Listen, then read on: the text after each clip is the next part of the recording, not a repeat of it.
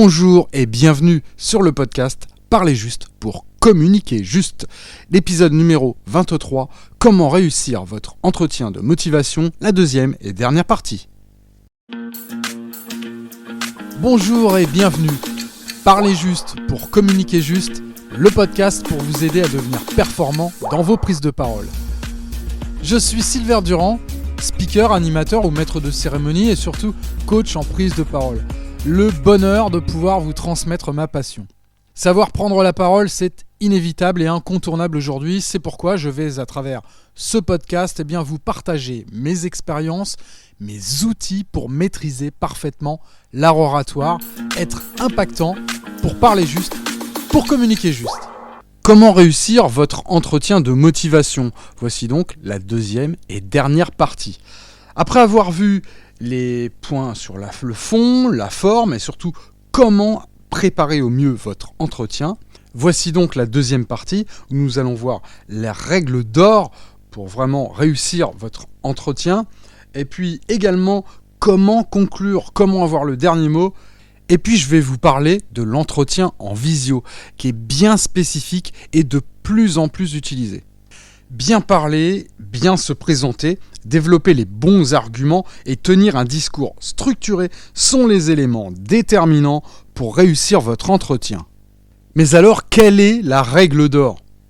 La règle d'or, c'est de rester soi-même. Restez vous-même pour exprimer le meilleur de votre personnalité et puis vous donner toutes les chances d'emporter la conviction. Pendant l'entrevue, le recruteur, il cherche à savoir qui vous êtes et pourquoi vous êtes là. À la suite de l'entretien, il saura rapidement si le poste ou la formation vous convient. Il connaît parfaitement son métier. C'est notamment votre personnalité qui, en partie, va faire la différence. Il est donc inutile de se donner un style. Avec vos connaissances, vos compétences, vous devez prouver que vous êtes le ou la candidate idéale. La préparation, c'est essentiel à la réussite d'un entretien. Elle doit se concentrer d'abord sur deux questions. En quoi est-ce que ce poste m'intéresse ? Je répète, en quoi est-ce que ce poste m'intéresse ? Et qu'est-ce que je pense pouvoir lui apporter grâce à mes compétences théoriques et professionnelles ? Je répète cette deuxième question essentielle. Qu'est-ce que vous pensez pouvoir apporter au poste grâce à vos compétences théoriques et professionnelles ? Et oui, il faut convaincre tout en étant différent des autres candidats. Posez des questions. Poser des questions montre votre intérêt pour le poste. Attention, s'il vous plaît, ne démarrez pas avec des questions comme « Combien est-ce que je vais être payé ? Est-ce que je pourrais prendre des vacances ?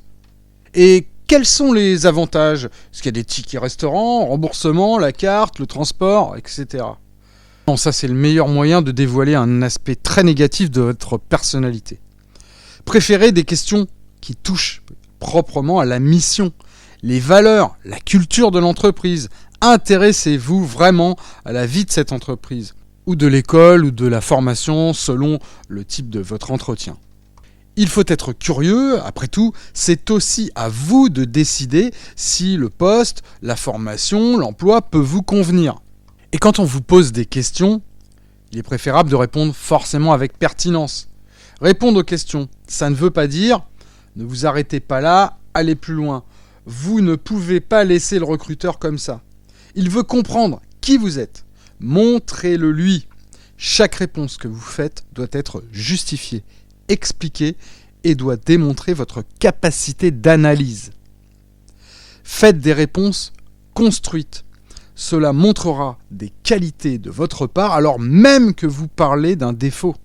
Ensuite, il faut avoir le dernier mot. C'est à vous de conclure. À la fin de l'entretien, c'est à vous de conclure. Ne laissez pas le recruteur vous dire qu'il vous rappellera. Faites une courte conclusion pour revenir sur les points importants. Je pense que c'est important de prendre les devants et de réitérer votre motivation pour ce poste. Reprécisez quand vous êtes disponible pour démarrer. Voilà, moi je suis disponible demain par exemple. Ok, ça montre votre motivation, c'est top. Précisez que vous vous tenez à disposition pour des informations supplémentaires, quitte à revenir. Et puis remerciez. N'hésitez pas à dire bah oui, à bientôt ou à très vite. Et ça, c'est le meilleur moyen pour renvoyer la balle dans le camp du ou des recruteurs. Montrez votre capacité d'adaptation. La question de la langue aussi, des langues étrangères, est importante dans un entretien. Et pendant celui-ci, il arrive que le recruteur va changer de langue sans vous prévenir, un petit peu pour vous piéger. Par exemple, vous êtes en train de parler en français depuis 5 minutes et d'un coup, un des recruteurs vous propose et vous pose une question en anglais. Alors là, bien sûr, pas de panique. Il y a 2 raisons possibles. D'abord, soit le poste nécessite explicitement la maîtrise de l'anglais et puis le recruteur veut vérifier que vous maîtrisez la langue. Normalement, si vous avez postulé, c'est que vous parlez anglais. Détendez-vous. Et puis montrez que vous parlez cette langue. Oui, la langue anglaise. Enfin, cela dit, si vous êtes capable de parler cette langue, dites-le aussi, parce que c'est un sacré atout aujourd'hui. La deuxième raison pour laquelle on vous interpelle en anglais, ça peut être aussi que le poste ne nécessite pas explicitement la maîtrise de l'anglais, mais que le recruteur veut tester votre capacité à gérer votre stress et à vous adapter. Alors souriez bien sûr. Prenez une seconde de respiration, répondez en anglais comme vous pouvez, sans vous préoccuper de votre accent. Et puis n'oubliez pas, quand on vous pose des questions, prenez le temps de répondre. Respirez bien, vous n'êtes pas à la seconde. Vraiment, c'est important parce qu'on a tendance à vouloir répondre au plus vite pour se dire voilà, c'est fait. Non, gardez du temps, respirez, répondez calmement. Que ce soit en anglais, dans une autre langue ou même en français. Une autre possibilité également dans un exercice d'entretien, c'est par exemple de vous demander de passer un test type QI. Alors, prêtez-vous à cet exercice. Et puis faites de votre mieux, dans tous les cas, vous vous êtes préparé à cela. Alors avant de conclure, je vais parler de l'entretien en visio. Ça, c'est une contrainte spécifique qu'est la visio. C'est de plus en plus utilisé. Et aujourd'hui, l'écran, c'est une barrière.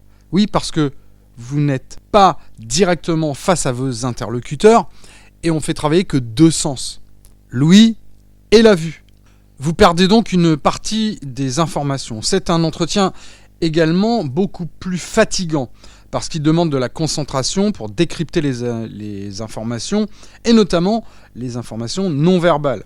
Il est donc nécessaire d'éliminer le maximum de parasites.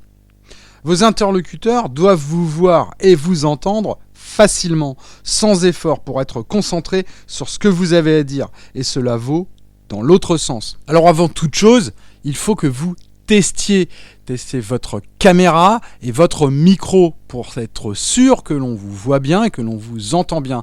Et testez également l'environnement. Faites attention à ne pas avoir n'importe quoi autour de vous. Restez simple, la lumière face à vous et pas dans le dos, pour ne pas éblouir la caméra. Bref, l'idéal, c'est vraiment de tester. Prenez le temps, avant l'entretien, de tester votre matériel et de vous connecter sur le logiciel ou la plateforme de visio pour être sûr que tout fonctionne et que vous vous connectez au bon moment, à l'heure du rendez-vous. Il faut bien sûr éviter les gestes parasites, ne pas se gratter, ne pas se toucher trop le visage, les cheveux, ne pas jouer avec un stylo. Rien de pire qu'un petit clic-clic pour déconcentrer et même énerver vos interlocuteurs. Un point important, c'est le regard. Ne regardez pas votre écran, regardez au maximum la caméra.